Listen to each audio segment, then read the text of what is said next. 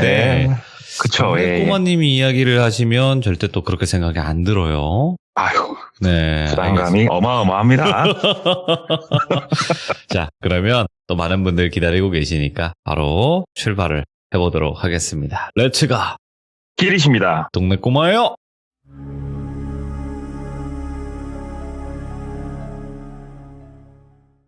제가 이제 주중에 들었어요. 이 얘기를. 오. 주중에 들어가지고 뭔가 머릿속에서 내용이 더 꼬이기 전에 빠르게 한번 얘기를 해보자 좋네요. 라는 생각이 들어서 한번 오늘 이야기를 가져왔는데, 얘기를 한번 드려보자면 네. 이 이야기를 저한테 해주신 분 나이는 조금 많으세요. 50대 거의 후반이라고 봐야 되려나요?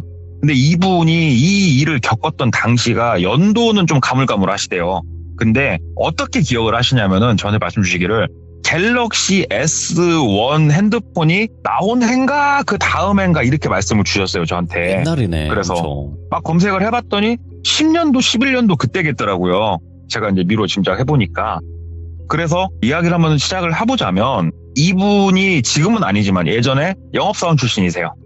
이분이 이제 차를 팔 당시에 자기하고 동갑내기 친한 친구가 하나 있었어요. 이분을 똘비라고 하고 친구를 A라고 해볼게요. 둘이 동갑이었고 입사 시기도 크게 차이가 안 났었고, 그래서 되게 친하게 지냈다 그러더라고요. 그래서 둘이서 관공서라든가 어디라든가 이렇게 들어가고 인사하고 뭐 펜이라도 하나씩 놓고 둘이 점심 먹고 서로 어디 갈 일 있으면 서로 뭐 픽업도 해주고 되게 둘이 친하게 지냈는데, 이게 영업을 하다 보면 거의 모든 영업을 하시는 분들이 다 똑같겠지만 뭔가 침체기라는 게 와요, 스스로가. 난 늘 똑같이 하고 있는데 왜 이렇게 안 되지? 아, 이상하다. 더 열심히 해볼까? 그래도 안 되네. 나랑 안 맞나? 이렇게 생각하는 침체기가 주기적으로 와요. 주기적으로. 그렇죠. 한 번이 아니고. 근데 이번엔 좀 침체기가 세게 온 거예요. 똘비 이분이. 미치겠다. 이렇게 열심히 하는데도 안 되고. 근데 여기서 이 침체기가 오면 정말 영업사원 힘든 게 뭐냐면, 저도 여러 번 말씀을 드렸지만 국산차 딜러들은 못 팔면 빵원이에요. 수익이 없는데 이게 빵원에서 끝나는 게 아니고 출퇴근 아니라 기름 뗐죠, 점심밥 사 먹었죠, 손님 만나면 커피라도 한 잔 샀죠. 오히려 열심히 일을 하는데 내 돈을 갖다 바치면서 일을 하는 형국이 되거든요, 차를 못 팔면. 그러니까 이게 몇 달 정도 누적이 됐나 봐요. 와, 미치겠다. 어디서 한 달에 뭐 200이든 300이든 고정급이 들어오는 곳이 있으면 영업을 얼마나 마음 편하게 할 수 있을까, 이런 얘기를 이제 A하고 막 둘이 이제 담배 피면서 하고 있었던 거예요. 그러면서 A가 얘기를 하더래요. 야, 나 아시는 분이 한번 소개를 해줬는데 생과일 주스 커피 장사가 그렇게 괜찮단다 얘기를 하더래요. 그래서 야, 그게 뭔데? 그랬더니 아니, 그 괜찮은 상권에다가 뭐 5평짜리 6평짜리 진짜 작게 만들어 놓고 거기서 여름엔 생과일 주스, 겨울엔 커피를 그냥 테이크아웃으로만 파는 거야. 야, 근데 이거 줄 서서 먹어. 싸게 그냥 때려버리면, 얘기를 하더래요. 그래서 나도 옛날에 그런 거 먹어봤던 기억이 난다. 야, 그거 괜찮다. 그거 어떻게 하는 거라냐? 그러니까 내가 얘기 들어봤는데, 너나 나나 이거 하려면 어찌됐건 우리가 차는 팔아야 되니까 오토를 돌린다고 그러잖아요. 알바생들 돌리면서 오토 매장으로 이제 돌리면서 수지타산 나오려고 하면은 초기 자본 못해도 한 4천 정도는 우리가 있어야 된다. 자리를 괜찮은데 잡아야 되니까. 근데 야, 그거 잡으면은 괜찮대. 진짜 괜찮대. 얘기를 하더래요. 그래서 야, 그래. 막 억 단위 돈 들여가지고 창업을 할 건 아닌 것 같고, 야, 그거 괜찮겠다. 이 얘기가 한 2번, 3번 나오다가 결국은 그 A가 아시는 분이란 분까지 만나가지고 얘기를 듣게 된 거예요. 얘기를 듣고 사업 계획 검토를 해보니까 할만 하겠더래요. 이거를 하나 만들어서 내가 오전에 회의 끝나고 오전에 가서 준비를 좀 해놓고 알바생 오면은 뭐 이렇게 하면 되겠다. 오케이, 해볼까? 야, A야, 이거 해볼까? 너랑 나랑 같이 해볼래? 얘기가 나온 거예요. 그러니까 A가 이게 야, 작은 가게인데 같이 하기는 뭐하고 내가 생각을 해봤는데 너는 대학로 쪽에다 해라. 나는 저쪽 다른 번화가 쪽에다 하려니까 같이 한번 해보자. 얘기를 하더래요, A가. 그래서 한 몇 달간의 장고 끝에 하기를 했어요. 뭔가 여기서 고정수익이 생기면 좋겠다 싶어서. 근데 아까 얘기했다시피 침체기에 접어들었기 때문에 돈이 없었어요. 그리고 심지어 A는 그나마 처자식이 없었어요. 근데 똘비는 와이프가 있었고 딸이 하나 있었거든요. 그래, 돈이 없어도 대출을 좀 받자. 그래, 대출 받자. 그래가지고 대출을 받은 거예요. 대출을 확 땡겨가지고 일단 저질러 놓고 시작한 거예요, 그냥. 여기서 가장 큰 부분을 차지하는 게 뭐겠어요? 결국은 임대료예요. 보증금이 제일 큰 돈을 차지하기 때문에 나머지 건 뭐 별로 안 드니까 뭐 말아먹어도 얼마 안 까먹는다. 해보자. 가볍게 생각하고 스타트를 끄는 거죠. 괜찮았대요. 나름 괜찮게 이제 영업이 되다가 이게 불변의 진리라는 게 있대요. 내가 차를 팔다가 예를 들어 지금 생과일주스 장사를 같이 해요. 그러면 제일 이상적인 건 생과일주스 장사에서 한 달에 뭐 100이 됐건 200이 됐건 소정의 금액이 항상 돈이 남아주고 내가 본업으로 하고 있는 차는 차대로 잘 되고 이게 이제 우리가 꿈에 그리던 그런 꿈 같은 얘기고 거의 10중 8구는 둘 다 망한대요. 이렇게 병행을 하게 되면 이 법칙이 어김없이 똘비와 A에게도 적용이 됐다고 그러더라고요.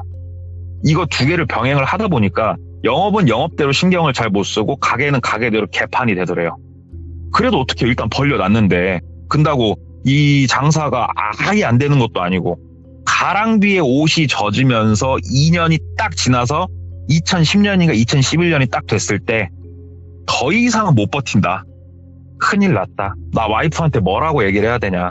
임대료고 나발이고 이거 다 작살났다. 큰일 났다.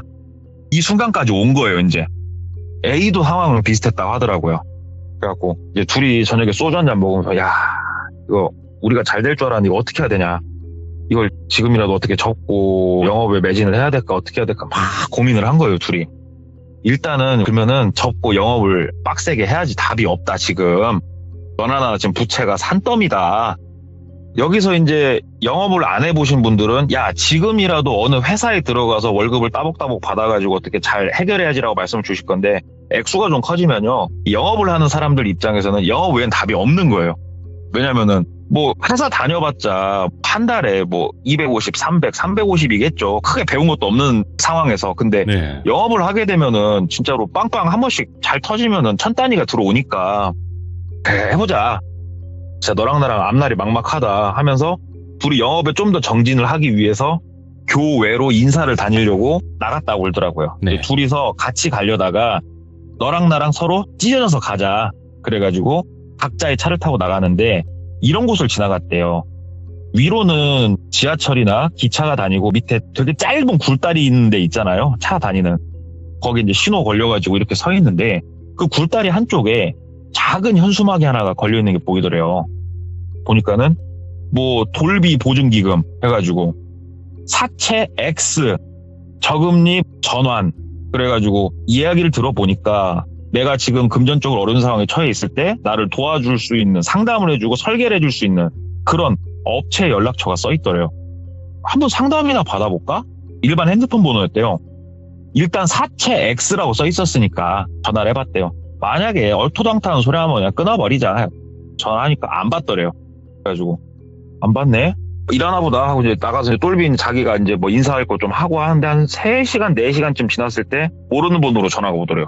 예. 그래가지고 예, 똘비입니다 하고 전화를 받으니까 네, 돌비 보증기금입니다. 전화주셔서 전화드렸습니다. 얘기를 하더래요. 그래가지고 아, 예, 선생님 제가 한수막 보고 전화드렸어요. 얘기를 하니까 아, 선생님 예, 전화 잘 주셨어요. 지역이 혹시 어디세요? 묻더래요. 그래서 저 뭐 지역은 땡땡시입니다. 그랬더니 다름이 아니고 저희가 본사는 서울에 있고요. 전국적으로 현수막이 부러지다 보니까 지역을 여쭤본 거예요. 어떤 것 때문에 혹시 연락 주셨어요? 되게 친절하게 얘기를 하더래요. 그래서 일단 자기가 처해 있는 사정 설명을 좀 했대요. 내가 이래저래 해가지고 지금 상황이 꼬꾸라지기 일보 직전이다. 내가 지금 솔직한 얘기해가지고 연체를 한번 했었고 그때 와이프가 쌈짓돈 풀어줘가지고 한번 틀어맞고 좀 넘어가나 싶어서 잘 되나 했는데 다시 여기까지 왔다. 이번에 꼬꾸라지면 나 와이프한테 두드러 맞아 죽고 답이 없다. 죽기 전에 내가 살 수 있는 방법은 없냐? 얘기를 하니까 저희가 일단은 말로만 들었을 땐 파악을 할 수 없고요. 그러면 정확하게 파악을 하기 위해서 저희가 문자를 하나 보내드릴 테니까 거기에 써있는 서류들을 팩스로 좀 보내주세요. 얘기를 하더래요. 알겠습니다. 끊고 문자가 와서 보니까 초본, 등본, 신분증사본, 그 다음에 가족관계증명서, 그 다음에 사대보험 가입돼 있으면 자격득실 확인서 내지는 위촉증명서 내지는 뭐 그런 거 있잖아요. 이 서류들. 근데 이 서류들이 그걸 왜 보내? 라고 생각하실 수도 있겠지만 일반적으로 우리 은행 가면 기본으로 내는 서류들이에요. 하다못해 사채를 써도 내는 서류들이에요, 그게. 예. 그래서 똘비가 어찌됐건 차를 파는 사람이고 할부를 취급을 했던 사람 입장에서 약간은 쩔리긴 했다 울더라고요. 네. 이 서류 이거 너무 디테일한데. 근데 어떻게 생각을 하면 똘비가 자동차 영업사원이었기 때문에 이 서류가 과하지 않다는 것도 알아요. 왜 그러냐면 특별 승인이나 이런 요청을 할 때는 내 통장 사본까지 보내요. 네. 3개월치. 그런 것까지 요구하진 않았으니까 확인 전화 한번 더 해보자. 전화를 했대요. 그랬더니 이제 받더래요. 아까 전화드렸던 똘비라고 하는데요. 서류를 일단은 준비는 했는데 이게 아무래도 조금 민감한 서류다 보니까 혹시 이렇게 지방에 지소는 없어요? 직접 찾아뵙고 서류를 제출하고 싶은데 그랬더니 웃으면서 얘기를 하더래요. 네. 아이고 선생님, 우리 대한민국 사람 절반이 서울에 살아요. 저희가 이렇게 지소를 굳이 낼 이유는 없습니다. 그러지 않습니까? 저희 본사만 하더라도 대한민국 인구의 절반 있는 곳에 있습니다. 선생님께서 정 걱정이 되시면 안 하시면 되는 거예요. 괜찮습니다, 선생님. 이 얘기를 하더래요. 듣고 보니 그네. 또 막 붙잡는 것도 아니고. 그래서, 알았어요. 팩스 보낼 테니까 한번 잘 좀 컨설팅 해주세요 하고 팩스를 이제 보냈다고 그러더라고요. 팩스를 보내고 다음 날쯤 전화가 왔대요. 아이고 선생님, 지금 보니까 어디 은행에 뭐 있고 어디 은행에 뭐가 있고 저희가 볼 수 있는 전산 상태로 봤을 때는 조금 상황이 진짜 선생님 말씀 따라서 넘어지기 일보 직전이시네요. 얘기를 하더래요. 그래가지고 그렇다고 힘들다고. 선생님 뭐 실례가 안 되면 지금 통장 잔고는 어느 정도 보유를 하고 계십니까? 묻더래요. 그래가지고 100만 원도 없습니다. 지금 상황이 그렇습니다. 내가 얘기를 하니까 아이고 우리 선생님 같은 경우에는 그러면 계획을 잘 세우셔야 되는데 지금 선생님이 엎어진 건 아니잖아요. 그잖아요 선생님.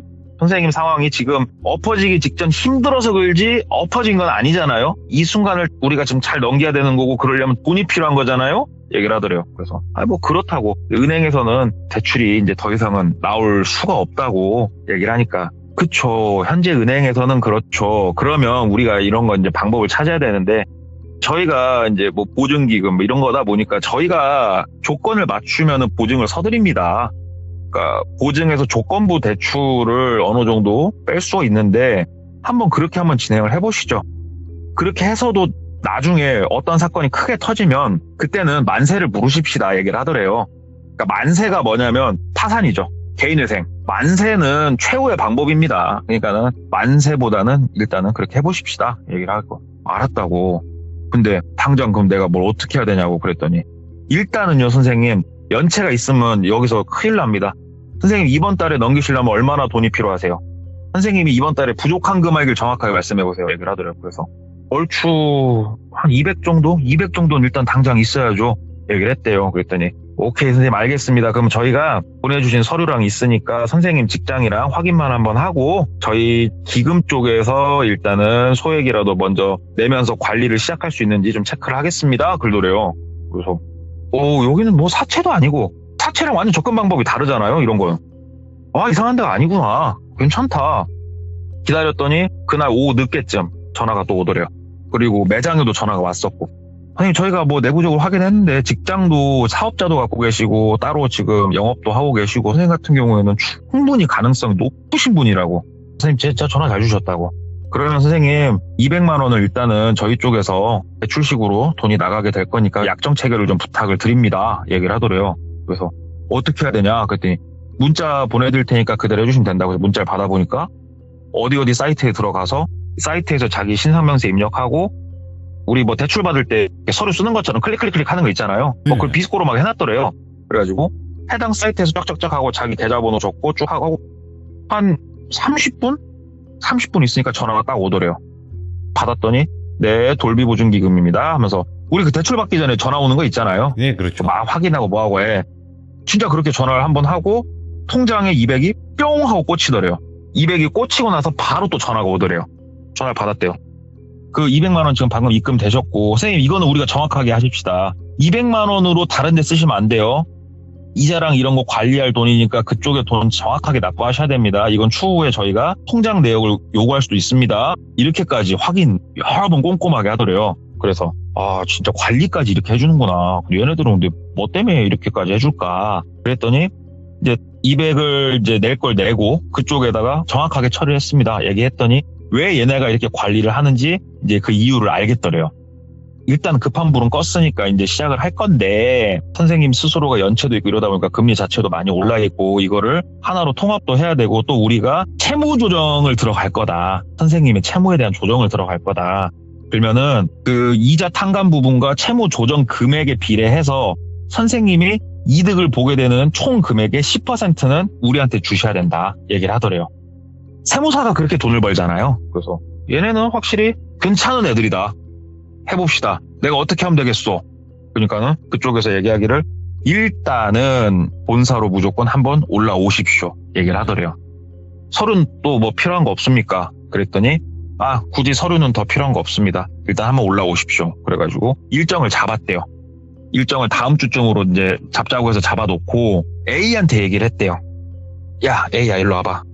내가 우연히 이렇게 전화해가지고 알게 됐는데 야 이거 괜찮다. 우리가 만세를 부를지 아니면은 어떻게 헤쳐나갈지 여기서 컨설팅을 해주니까 너도 한번 받아봐. 돈 내는 거 아니다. 네가 이득 보는 금액이 10%다. 그랬더니 A가 에이 그런 게 어딨어. 그러더래요. 그래서 어딨긴 X야. 자기 거 막 보여줬대요. 야 200도 꽂히고 야 지금 너나 나 상황에 10원도 안 빌려줘. 야 바로 들어오는 것 봐. 얘기를 하니까 어씨 그래? 나도 상담이나 한번 받아봐야겠다. A도 이제 전화를 하더래요. 그래서 저놈도 잘 되고 나도 잘 됐으면 좋겠다 하고 이제 미팅 날짜가 돼가지고 서울로 올라갔대요. 서울로 이제 올라가가지고 그쪽 주소 전애들은 딱 거기로 가보니까 강북이었대요. 강북에 이제 뭐 어디로 이제 딱 가니까는 조금 연식이 오래된 빌딩들이 모여있는 지역이었는데 거기 이제 어디 빌딩 몇 층에서 이제 올라갔대요. 건물은 되게 낡았더래요. 건물은 되게 낡아가지고 문 열고 들어가니까 그나마 책상이 좀 이렇게 쫙 낮아 있고 안은 깔끔하더래요.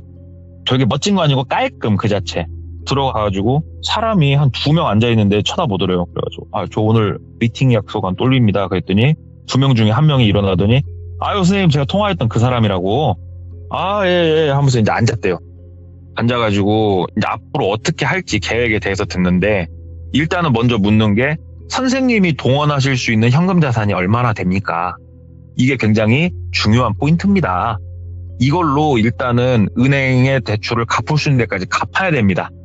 갚고 우리가 이 사람은 이렇게 상환을 했고 이런 거에 따른 보증을 서주면서 선생님한테 대출을 빼주고 이 대출 금액에서 많이 나온 금액에서 최대한 상환을 하고 선생님은 최종적으로 이득을 보게 되는 시스템입니다. 금리도 더 낮추고 쭉 듣고 있자니 일단은 가능성은 있어 보이더래요. 그리고 심지어 상환하는 금액도 은행에다가 자기가 대출받은 은행에다 상환을 하는 거니까 지네한테 주라는 것도 아니었고 괜찮네. 그러면 이거를 제가 준비를 그럼 시작을 하겠습니다. 와이프한테도 좀 물어봐야 돼요. 쌈짓돈이 있는지. 이런 케이스라면 충분히 얘기를 해봐야 될 것 같습니다. 그랬더니 막 웃으면서 선생님 어찌됐건 잘 해결하시고 선생님이 도움을 많이 받는 만큼 솔직히 저도 인센티브를 많이 받아요 하면서 막 껄껄껄 웃더래요. 너도 영업사원이구나. 반갑다 영업사원. 나도 영업사원이다 하면서 막 얘기를 하고 있는데 문이 열리면서 남자 한 3명이 더 들어오더래요. 막 와까지 걸 웃으면서 들어오면서 손님 있는 걸 보더니 조용히 자기 각자 자리에 앉아서 업무를 그냥 하더래요. 그러니까는 저희가 외근도 많고 직원도 생각보다 많다고 여기 말고도 서울 쪽은 사무실이 2개나 더 있다고 얘기를 하더래요. 그래서 그러시냐고. 일단은 좀 가보겠습니다. 이제 하고 인사를 하고 나왔는데 그때 시간이 4시 반 정도였다고 그러더라고요. 이거는 아무리 지방에 사는 저 같은 촌놈도 아는 거지만 서울 4시 반 5시가량부터는 지옥이 펼쳐진다고 동화책에서 읽었어요. 저도.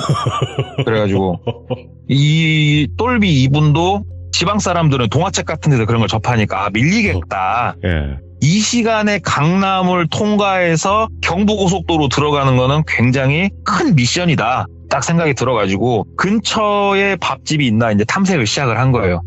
그래서 차로 이렇게 나가가지고 동네를 몇 바퀴 돌면서 보니까는 혼자서 먹을 만한 작은 밥집 하나 보이더래요. 그래가지고 들어가서 밥 한 그릇 이제 먹었대요. 배고팠대요. 점심도 안 먹고 와가지고. 그제서야 밥 한 그릇 먹고 이제 나오니까는 시간 6시 정도 좀 못 됐더래요. 그래가지고 일단은 어디 가서 뭐 하지? 생각이 들더래요.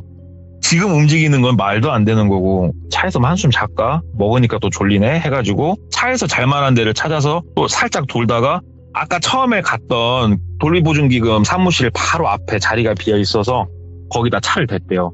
차를 딱 대놓고 의자를 좀 뒤로 제끼고 여기서 좀 자고 눈 떠서 7시 반 8시 출발하면 지금보단 괜찮겠지. 네. 그래서 누워가지고 워낙 피곤했으니까 운전도 많이 했고 이제 좀 자야겠다 하고 누워있는데 어쩌고 저쩌고 하하하하 막 소리가 들리더래요. 그래가지고 누워있다가 이렇게 눈을 뜨고 봤더니 앞에 그 사무실에 있던 사람 몇 명이서 내려와가지고 커피 마시면서 담배를 피우고 놀고 있더래요.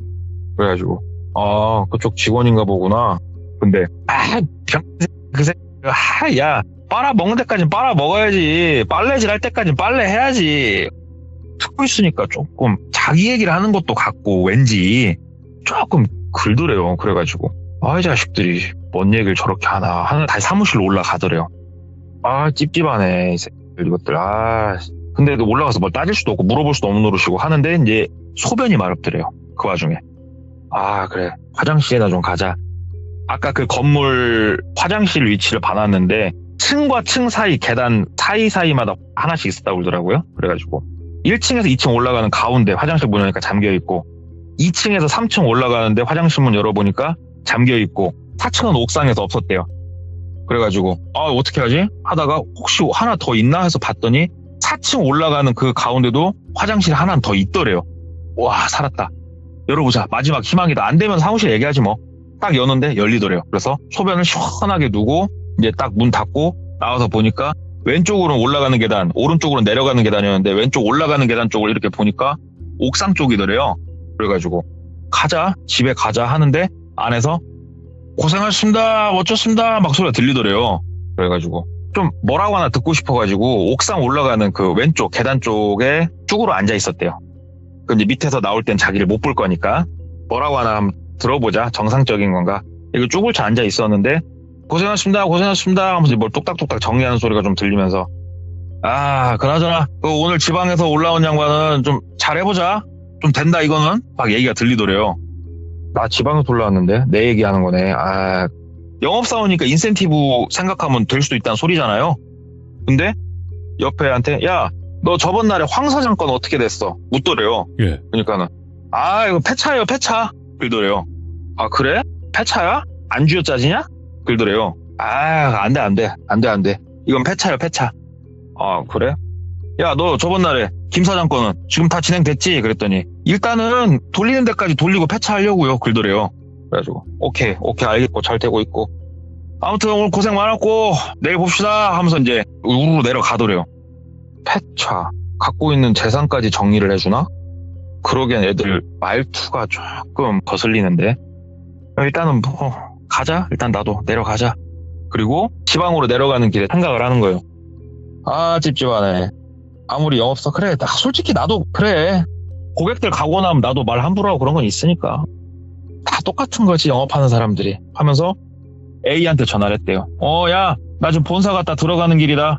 너 어때? 그랬더니 야 나도 곧 본사 들어가. 그러더래요. 네. 그래야 잘해봐. 방법론 자체가 나쁘진 않더라야. 그러니까는 그래 알았어 하고 그렇게 흐지부지 시간이 이제 지나서 와이프한테도 얘기해가지고 쌈짓돈을 탈탈탈탈 와이프 돈까지 싹 긁어 모으니까 한 1,000만 원가량 일단 현금 동원은 되더래요. 그 상황에. 그래가지고 1,000만 원으로 이제 자금 스케줄을 쭉 얘기를 나누면서 어느 정도 세우는 찰나에 A가 이제 상담을 받고 왔고 A가 그러더래요. 야 나는 어떻게 답이 없다. 현금 동원할 수 있는 것도 10원도 없고 니도 알잖아. 아버지 안 계시고 어머니는 지금 몸도 안 좋으시고 혼자 계시고 미치겠다. 엄마 요양원비는 계속 들어가고 막 한숨 쉬고 있더래요. 그래 너 어떻게 하기로 했는데? 그랬더니 우리 같은 위촉직은 은행에서 사람 취급 안 해준다고 일단은 회사 들어가래. 그러더래요. 그래? 그랬더니 회사도 어디 뭐 작은 구멍가게 같은 회사 들어가지 말고 여기서 소개해주려니까 딱 3개월만 다니라는데? 그러더래요. 그래서 무슨 회사를? 그랬더니 어디 농협에서 운영하는 회사래. 그래가지고 여기는 농협에서 운영하는 거라서 직업 중에서도 거의 공무원급 취급을 해준단다. 들어가서 3개월 재직 증명하고 그렇게 해서 뽑아가지고 처리를 하자는데? 그러더래요. 그래서 야 그것도 괜찮은 방법이다. 사기치는 건 아니니까 니나 나나 열심히 해서 갚을 거니까. 그랬더니 일단은 회사에다가 얘기하겠다. 한 3개월은 당직 안 쓰고 출근 안 한다고 얘기해라. 그리고 나서 A라는 친구는 얼마 안 있다가 일하러 갔고 네. 똘비는 이 1,000만 원을 상환을 하고 이쪽에서 뭐 보증을 순회해가지고 돈을 받아가지고 또 상환하고 막 이 작업을 했대요. 막상 작업을 좀 하니까 똘비 입장에서 세이브하게 된 돈이 한 3천만 원가량을 세이브를 받대요. 여기서 이제 10%니까 300을 줘야 될 거 아니에요. 네. 그래서 300만 원을 입금을 했고, 근데도 아직은 똘비가 부채가 상당히 많이 남아있잖아. 원체 이제 컸으니까. 그랬더니 그쪽에서 이제 얘기를 또 하더래요. 남은 금액도 조금 기간 길게 가지고 조금 터시고, 그 다음에 지금 주스 사업, 그거는 이제 접으신 거잖아요. 그랬더니, 뺀다고. 그랬더니, 가게까지 다 빼셨냐고. 보증금이고 다 까먹었는데, 빼야지 어쩌겠냐고. 그랬더니, 거기다가 사업할 거 있으면 사업하시라고 저희가 또 도와드린다고 얘기를 하더래요. 그래서 어떤 말씀이시냐고 그랬더니 농협 얘기를 하더래요. 이렇게 가가지고 열심히 3개월에서 길면은 6개월까지도 보는데 일단은 거기서 이렇게 일하시는 거 증빙자료 만드시면은 충분히 괜찮다 고민을 하게 됐대요. 왜 그러냐면 그냥 꽁으로 일하는 것도 아니고 급료도 상당히 괜찮았대요. 얘기를 들어보니까. 차도 안 팔리고 그래 처자식 공길 수는 없으니까 그거라도 하자. 나도 가서 그거라도 하자 싶어가지고 나도 한번 알아봐 주라 부탁을 했대요. 그랬더니 그쪽에서 무조건 되는 것도 아니니까 조금 기다려 주시라고 전화를 끊고 A한테 자주 전화를 했다고 그러더라고요. 근데 A가 거의 전화 연결이 잘 안 됐대요. 일하러 가서. 왜 그러냐면은 근무 중에는 약간 몸도 쓰고 해야 되니까 전화하기가 힘들었고 퇴근 후에는 기숙 생활을 했대요. 네. 그래가지고 옆에 사람들도 있고 다들 피곤하고 하니까 전화 받긴 뭐하고 문자로 주로 대화를 많이 했대요. 전화를 했는데 안 받아갖고 야 나도 농협으로 간다고 얘기했다. 그랬더니 좀 이따 답장이 왔대요. 야 여기 일단 오라고 3, 4개월 정도 일하면은 몸도 충분히 여기에 적응될 것 같고 일도 생각보다 그렇게 안 빡세다고. 야 너도 오라고 괜찮다고 급료도 좋고 좋다고. 진작에 월급쟁이 할 걸 그랬다고 얘기를 하더래요. 그래서 그래 알았어 하고 문자를 가끔 나누면서 있는데 전화가 왔대요. 농협 그쪽으로 한번 출근해보시라고. 근데 저희 면이 있으니까 가가지고 진짜로 최하 3개월 이상은 일해주셔야 된다고 얘기를 하더래요. 그래서 알았다고 내가 이 나이 먹고 거짓말 하겠냐고. 그랬더니 그쪽에서 구비서류 간단한 거 몇 가지 이렇게 얘기를 해주더래요. 이런 거 저런 거 챙겨가지고 저희가 어떻게 이동하실지는 제가 한 이틀 후쯤 전화 다시 드리겠다. 그 전까지 서류만 좀 잘 챙겨 놓으셔라 얘기를 하더래요. 그래서 네. 오케이 알겠습니다 하고 이제 전화를 끊고 A한테 문자를 했대요. 야, 나 가기로 확정 났어. 너랑 같은 데서 일하는 건가? 하고 이렇게 문자를 보냈대요. 그랬더니 A가 답장이 없다가 다음날 답장이 왔대요. 글쎄, 그거는 모르겠네. 내가 있는 곳으로 올지 어디로 올지 답장을 했대요. 네가 있는 곳 위치가 정확하게 어디냐? 그랬더니 여기저기 옮겨 다녀. 뭐 정확하게 한 곳은 아니야. 답장이 오더래요. 그래서 그래? 근데 말이 약간 다르더래요. 예전에는 기숙생활 한다고 했잖아요. 네. 아니 옮겨 다니는데 기숙생활을 어떻게 하냐고요? 모텔인가? 이런 생각도 들어가지고 야 우리 일 잘 되면 다 마무리 짓고 우리 정상적으로 우리가 생활을 잡으면 너랑 갔던 일본 여행인 한 번 더 가자 이렇게 문자를 보냈대요. 그랬더니 A한테 답장이 오더래요. 좋지 꼭 가자 열심히 해서 꼭 가자 야 농협 좋다 이렇게 답장이 오더래요. 네. 우리 일본 갔을 때 먹은 사케 이름이 뭐였지? 네가 시켰잖아. 오야. 문자를 보냈대요. 그랬더니 글쎄 잘 기억이 안 난다. 뭐였지? 이렇게 답장이 오더래요. 예. 얘하고는 일본을 해외 자체를 간 적이 없어요. 얘랑. 야, 예. 느낌이 막 쎄하더래요. 그래서 전화를 했대요. 안 받더래요. 다시 문자를 했대요. 야 A야 문자는 답답해서 그러는데 급하게 좀 할 말이 있는데 우리 전화통화 좀 한번 하자. 그러니까 A가 여기 지금 사람들 눈치 보여서 좀 그래. 왜 문자로 얘기해 그러더래요. 그래서 아니 야 어떤 회사가 통화도 못하냐? 말도 안 되는 소리 하지 말고 전화 좀 해봐. 상의할 게 있다고. 그러니까 A가 알았어 그러면 좀 이따가 일 끝나고 전화할게. 전화하면 받아. 그러더래요. 그러고 나서 밤 늦은 시간 10시 정도 A한테 전화가 오더래요. 받았더니 A 목소리 맞더래요. 나야. 야 너 뭐 괜찮아? 그랬더니 나 잘 지내. 왜? 뭐 때문에 그래? 나 바빠. 나 이제 진짜 쉬어야 돼. 뭔 일 때문에 그래? 그러니까 아니 나는 너 뭔 일 있는 줄 알았지. 뭐 일본은 일본이야 임마. 이렇게 장난쳐. 그랬더니 몰라. 그냥 나도 피곤하다 보니까 그냥 뭔 생각이 없다 생각이. 아무튼 뭐 다른 할 얘기는 없고. 그러니까 야 뭐 딴 건 아니고 그냥 각자 걱정돼서 그랬어. 그러니까 걱정도 팔자다 임마. 그래 아무튼 잘 있고 농협 꼭 나 있는 대로 네가 왔으면 좋겠다. 나 안 그래도 심심한데 얘기를 하더래요. 그러니까 모르지. 가봐야 알지. 내가 그쪽에다 한번 부탁은 또 해볼게. 그랬더니 그래, 빨리빨리 하고 우리 뭐 사업이라도 같이 작은 거라도 한번 또 도전해보자. 알았어 하고 전화를 이제 끊었대요. 아, 다행이다. 진짜 다행이다. A가 그래도 전화를 통화할 수 있고 뭔 일은 없구나. 다행이다. 그래가지고 연락이 또 왔대요. 그쪽 업체에서 와가지고 짐 싸가지고 어디로 오라고 했냐면은 시외버스를 타고 어떤 모 지역으로 이동을 해라. 그리고 그쪽 지역에서 내려서 택시를 타고 어디 버스 정류장에 내려달라고 부탁을 해라. 아마 택시기사 안 들어가려고 할 테니까 그 정류장에 서가지고 전화를 해라. 그러면은 마을버스 알려줄 테니까 그거 타고 들어오셔라. 얘기를 하더래요. 그래서 알겠다 하고 눈물에 작별 인사를 했죠. 딸도 이제 그때 고등학생? 뭐 그쯤이었다고 그러더라고요. 아빠가 가서 쎄 빠지게 일해가지고 이 집안 정상으로 잘 만들어 놓으려니까 당신도 나 믿고 쌈짓돈까지 다 빼줬는데 내가 어떻게든 책임질라니까 나 가서 뺑이 까고 올게. 잘들 있어 하고 딱 시외버스 타고 모 지역으로 이동해서 내려서 택시기사한테 어디 그 정류장에 있다는데 글로 좀 가주쇼 해가지고 이제 글로 갔대요. 정류장에 도착해보니까 뭐 시 외곽 쪽에 나가는 쪽에 이제 정류장인데 그런 데는 한산하잖아요.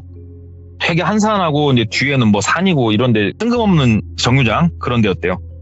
거기다 도착했을 때 택시기사한테 사장님 말씀 주신 정류장이 저거네 저거 그러니까 택시기사가 여기는 왜 와요? 그러더래요. 그래가지고 아니요 뭐 여기서 마을버스를 타라는데요. 그랬더니 그래요? 한 번씩 여기를 꼭 이렇게 오는 사람들이 있네. 그러더래요.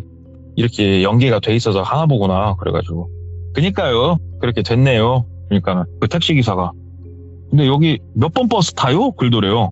그래가지고 몇 번 버스? 어차피 다 왔으니까 잠깐만요 하고 전화를 했대요.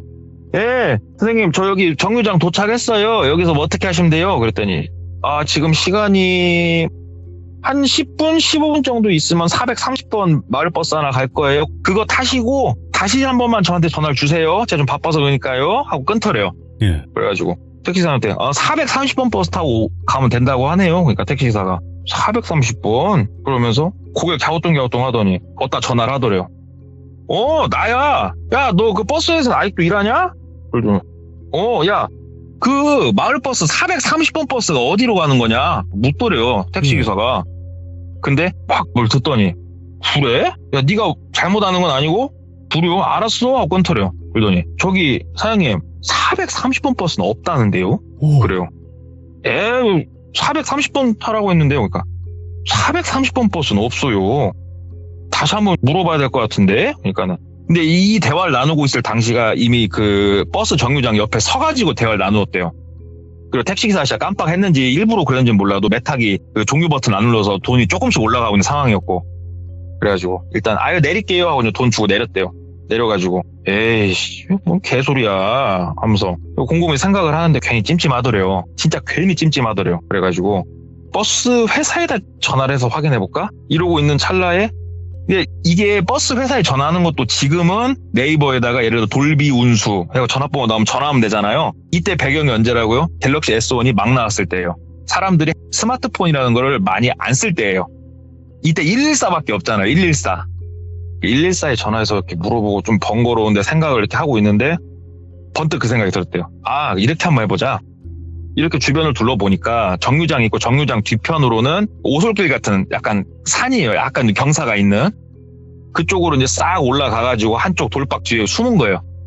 큰 돌 쪽 뒤에 숨어가지고 만약에 430번 버스가 와서 쓰면 네. 정상적인 버스면은 거의 여기는 정차도 안 하고 그냥 지나갈 것이고 만약에 이상한 버스 같으면 와가지고 정차를 해서 기다리겠지라는 생각을 한 거예요. 만약에 그냥 지나치면은 버스 놓쳤다고 전화하면 되니까 오케이 그렇게 하자 하고 그 뒤에 그냥 이렇게 있었대요. 그리고 살짝 머리만 내밀어가고 보고 있는데 진짜로 얼마 안 있으니까 버스 한 대가 오더래요. 진짜 마을버스 그 자체 마을버스 한 대가 쫙 와가지고 앞에 쓰더래요. 그 정류장에. 근데 아까도 말씀드렸지만 이 정류장은 주변에 인가도 없는 곳에 뜬금없는 정류장 하나씩 있잖아요. 사람이 안 서 있으면 쓰지도 않는 그런 데요. 근데 섰어요. 누가 내리나? 안 내려요. 서갖고 그냥 있더래요. 근데 이제 창문으로 실내가 보이잖아요. 사람은 좀 타 있더래요. 한 2명 정도? 그러더니 버스 문이 열리더니 이렇게 승객 한 명 내려오고 기사님이 내려갖고 담배를 한 대 태우더래요. 와, 뭐지? 어떻게 시내버스가 저러지? 그리고 기사님 어디다 막 전화를 하더래요. 약간 거리가 있어서 남성 목소리로 웅얼거린 소리는 들려도 정확하게 무슨 대화를 나눈지는 들을 수가 없었대요. 근데 그 기사님이 전화를 탁 끊고 하면서 약간 이렇게 두리번두리번 하고 있는데 혹시라도 본인 볼까봐 다시 아예 머리 집어넣고 있게 있는데 핸드폰을 진동으로 놨었는데 웅 하고 핸드폰이 울리기 시작을 하더래요. 예. 이렇게 봤더니 돌비 보증기금에서 전화가 오더래요. 안 받았대요. 왜냐면 여기서 받으면 여보세요 하면은 바로 들리니까 안 받고 이렇게 있었더니 딱 전화가 끊어지고 바로 또 울리더래요. 이거 받지도 못하고 돌아버리겠네. 또 딱 끊어지고 바로 또 전화가 오더래요. 못 받아 안 돼 못 받아 안 받고 여기 가만히 있었대요. 그랬더니 웅 하는 소리가 나면서 버스가 출발하더래요. 예.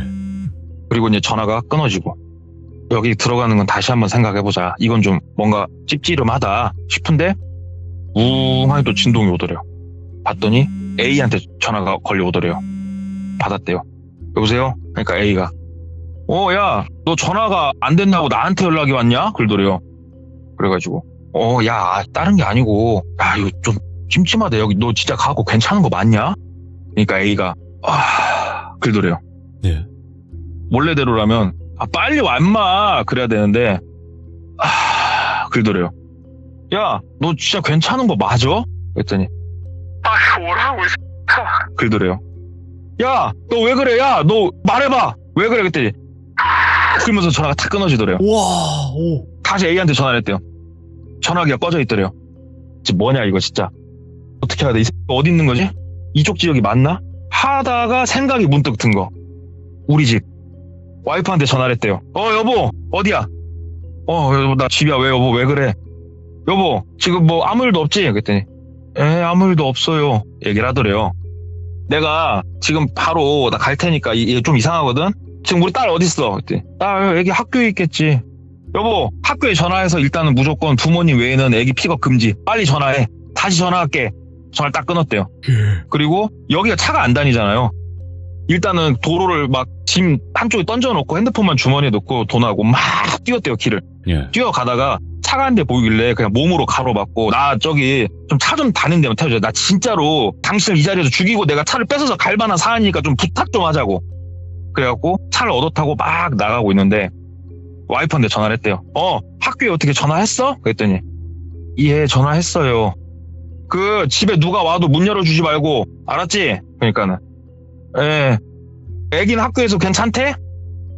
점심으로 뭐 수박 화채랑 나와가지고 잘 먹고 잘 있다고 나한테 왜 그냐고 또 거꾸로 그네. 와이프가 얘기를 하더래요. 그래서 알았어 하고 전화 끊었대요. 딸이 수박, 참외, 멜론 알러지가 있거든요. 안 돼. 이 얘기를 딱 하는데 지금 이 집에 우리 집에도 뭔 일이 생겼구나를 딱 알겠더래요. 미치겠더래요. 막 진짜 어떻게 하지? 가족관계 증명서부터 초본까지 다 넘겼잖아요. 어떻게 해요? 전화할 때 벌써 112밖에 더 있냐고요. 경찰에서 전화를 했대요. 그 무슨 동 무슨 빌라 몇 호인데 빨리 좀 가주시라고. 제발 빨리 좀 가주시라고. 막 통화를 하고 있는데 또 소리가 나가고 봤더니 와이프한테 또 전화가 오더래요.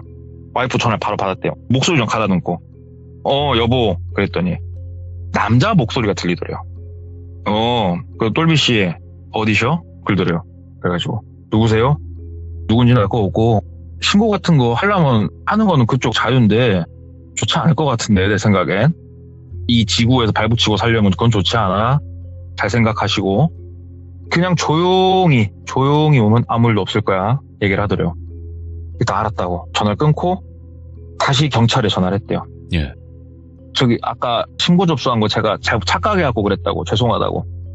왜 그러냐면은 이 똘비가 순간적으로 이제 막 머리를 굴렸을 때 뭐가 있었냐면은 자기 딸 학교부터 시작해서 아마 다 털렸을 건데 이건 좀 위험하다 싶더래요 진짜.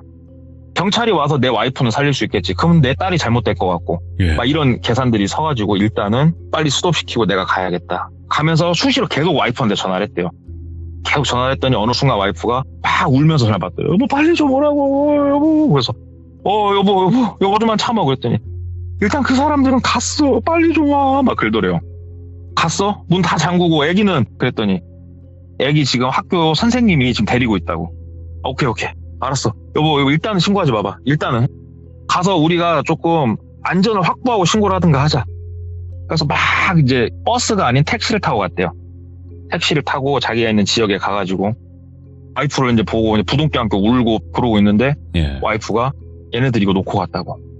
봤더니 편지 같은 거 딱 하나가 놔져 있고 옆에 50만 원이 딱 놔져 있더래요. 이거 놓고 갔다고. 그래서 알았다고. 딸까지 이제 확보한 상태에서 그 종이를 확인을 하는데 차용증이 있는 거예요. 예. 차용증? 무슨 차용증이지? 하고 이렇게 보니까 자기가 그 서류 같은 거 하러 서울을 한번 올라갔었잖아요. 네, 맞죠. 그때 인감증명서랑 인감도장 가져오라고 했거든요. 왜 그러냐면은 이 수의 계약을 해야 될 거 아니에요. 우리가 이렇게 탕감을 해주는 금액의 10%는 너는 우리한테 수수료를 줘야 된다. 이거에 따른 계약에 필요한 거니까 갖고 오라고 해서 우리 막 그런 거 할 때 도장채 줘버린 경우 있잖아요. 그때 여기다 찍어 놓은 거예요. 보아하니까 금액이 억 단위 금액이 써 있더래요. 이 금액을 현금 수령하였습니다. 예. 그리고 그 차용증 그 다음 장에 써 있더래요. 50만 원으로 놀란 가슴 맛있는 거라도 사드시고 조용히 삽시다. 진짜 그렇게 써 있더래요. 그렇게만 딱 써 있고 그 다음에 전화가 다시 왔대요. 본인한테. 아예 처음 보는 번호로 전화를 받았대요. 그랬더니 차팔이어서인가 눈치 하나 죽이네. 어찌됐건 네가 대출 받아서 와이프 30돈 갖고 온 거는 뭐 알지? 그런 건 못 찾아가는 거고 신고하려면 해. 절대 우린 못 잡으니까 신고하려면 하고 만약에 우리 뒤를 누군가 캐고 뭐 경찰이 됐건 뭐가 됐건 들어온다. 그러면 뭐 그때는 네가 상상한 모든 것들이 이루어질 거야. 그리고 그 차용증 그거 이미 도장 다 찍혀 있잖아. 네 거 인감으로다가 잘 생각해. 네 주변 사람과 네 인생이 송두리째 날아가는 수가 있다. 그리고 전화 끊더래요. 와이프랑 애기 방에 넣어놓고 진짜 오랫동안 서로 대화를 나눴대요. 이걸 어떻게 해야 될까? 일단은 얘네가 나쁜 마음 먹었으면 아까 전에 뭐 어떻게 했겠지. 일단은 여보 신고는 하지 맙시다. 여기에 딱 이제 결론이 도달하더래요. 이게 저도 이런 일을 당해본 적이 없잖아요. 이분은 당해보니까 신고가 안 되더래요. 여기서라면 조용히 끝날 수 있을 확률이 높다. 근데 신고를 하게 되면 뭔가 돌이킬 수 없는 그 느낌. 절대 신고를 못 하겠더래요. 그래서 신고는 안 하는 걸로 얘기를 하는데 그때서야 A 생각이 나더래요. 신고를 해서 살려야겠는데 그랬다가는 나와 내 가족과 내 인생이 송두리째 지금 널러가게 생기고 가운데 껴가지고 미쳐버리겠더래요. 이야. 그래가지고 회사 다른 직원한테 전화를 했대요. 차장님 전데요. 막 설명을 했대요. 자기에겐 쏙 빼고 설명했대요. A라는 애가 이렇게 해갖고 제가 전화했더니 막 비명을 지르면서 끊었는데 솔직히 전 이런 거 무서워서 못하겠고 신고 한번 해주시라고. 그래갖고 차장님이 신고를 했대요. 애가 안 나오고 전화가 안 되니까 좀 찾아봐달라 신고를 했대요. 그리고 경찰 쪽에서 신고자한테도 답변을 해줘야 될 거 아니에요. 예. 답변 결과는 이게 성인이잖아요. 성인이 예를 들어서 실종이 됐다 그러면은 수사를 했는데 진짜 실종이 되면은 뭐 더 수사를 하든가 하겠지만 전화통화가 돼버린 거예요. 네. 그래서 당사자랑 통화됐다고 무슨 말씀하시는 거냐고 경찰이. 확인하셨냐고. 아니 뭐 확인하고 나발이고 그 번호로 전화했고 본인이 그 주민번호부터 해서 다 신상을 알고 계시는데 뭐 굳이 그러실 건 아닌 것 같은데요. 어머니랑도 엊그저께 통화했다고 해서 어머니한테도 확인했는데 통화한 거 맞고요. 이거는 뭐 그럴 사안이 아닌 것 같네요. 경찰이 그냥 그렇게 넘길 수밖에 없죠. 본인하고 통화가 돼버렸는데 분명히 접수할 때는 전화기가 꺼져 있고 전화를 받지도 않고 막 이렇게 했는데 경찰이 전화가 전화기가 돼 있으니까. 예. 그리고 나서 지금까지 A는 단 한 번도 못 봤대요. 지금까지. 어느 순간 이제 핸드폰은 이제 연락 안 됐고 아예 지금까지 못 받고 이분도 솔직히 얘기하더라고요. 자기가 그때 더 적극적으로 경찰한테 나서든 아니면은 사설 고용을 생각을 해보든 그랬으면 얘가 살 수 있었을까? 아니면 지금도 살아는 있나? 막 이런 생각이 지금도 들어서 되게 죄책감이 크다는데 그래서 이 이야기를 듣고 또 이 이야기 물어볼 사람이 누가 있겠냐고요, 제가. 또 우리 어둠의 꼬봉 형님. 오랜만에 또 그 형님 생각났어요, 이야기 듣고. 형님한테 물어봤어요. 형님, 전화했고. 오랜만에 뭐 다른 얘기 좀 하다가 형님 이런 얘기를 내가 들었는데 형님. 얘네들은 이걸로 뭘로 돈 버는 거예요? 그랬더니 이 형님이 그래서 그 표현을 해준 거예요.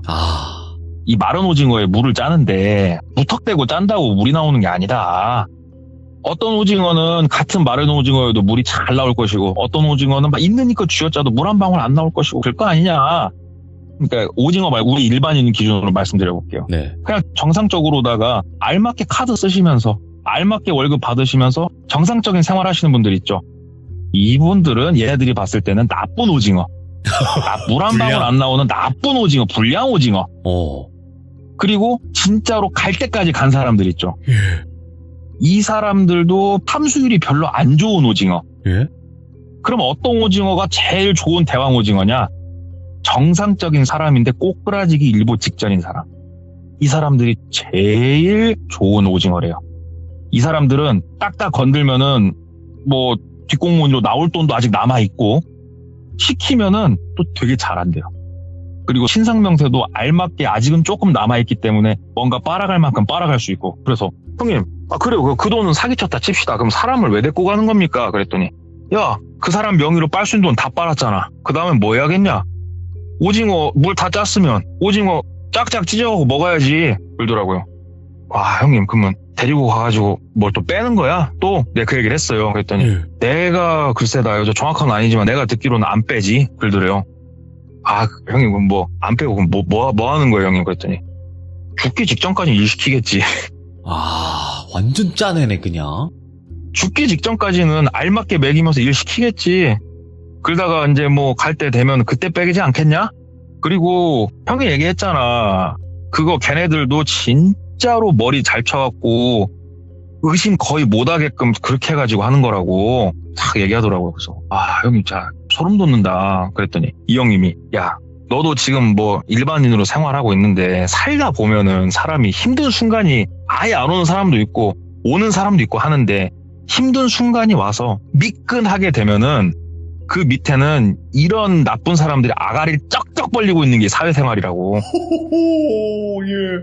다들 그냥 정상적으로 사니까는 안 보이지만 한번 미끈 해본 사람들은 알걸?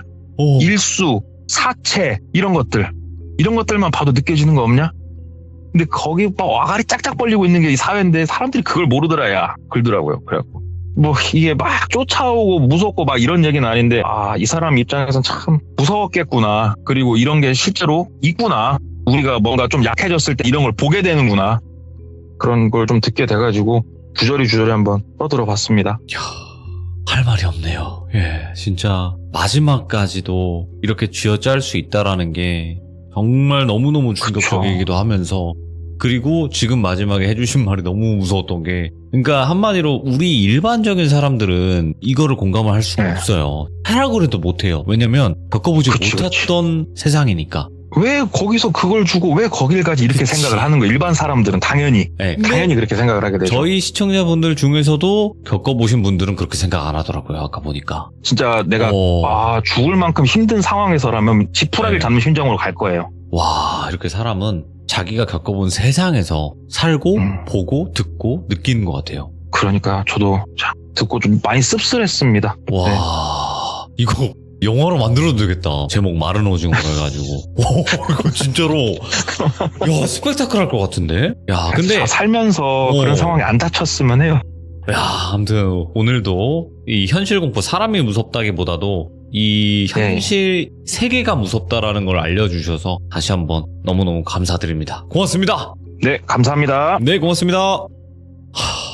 여러분들, 사람도 무섭지만요, 지금 우리가 살고 있는 이 세상, 지금 이 현실이 더 무섭지 않을까 생각을 하고 있고, 너무너무 소름 끼치는, 정말 영화로 만들어도 손색이 없는 그런 무서운 이야기지 않았나 생각을 하게 됩니다. 그리고 이 이야기를 들으신 여러분들의 생각을 댓글로 꼭 남겨주시길 바라겠습니다. 감사합니다. 고맙습니다.